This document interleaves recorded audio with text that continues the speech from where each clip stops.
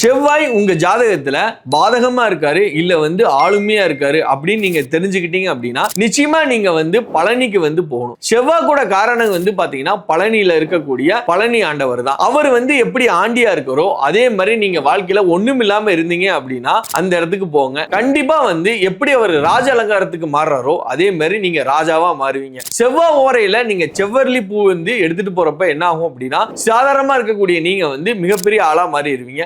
அதே மாதிரி செவ்வாய் உங்களுக்கு பலமா இருக்கு அப்படின்னா நீங்க நிலம் சம்பந்தப்பட்ட பிசினஸ்லாம் பண்ணீங்கன்னா நல்லபடியா வளரும். நீங்க ரியல் எஸ்டேட்ல கொடிகட்டு பரப்பீங்க. ஒருவேளை செவ்வாய் என் ஜாதகத்துல நீச்சமா இருக்கு, ரொம்பவே பாதகமா இருக்கு அப்படின்னு நீங்க நினைச்சீங்கன்னா நிச்சயமா முருகனோட காலை பிடிச்சுக்கோங்க. அவர் உங்க வாழ்க்கையில அடுத்தடுத்த லெவல்ல எடுத்துட்டு போயிட்டே இருப்பாங்க. நீங்க இந்த மாதிரி வாழ்க்கையில பண்ணும்போது என்ன பண்ணணும் அப்படின்னா வடபழனியில இருக்கக்கூடிய செவ்வாய் பகவானை நீங்க வழிபட ஆரம்பிச்சீங்க அப்படின்னா வாழ்க்கை சுபிட்சமாகவும் இருக்கும்.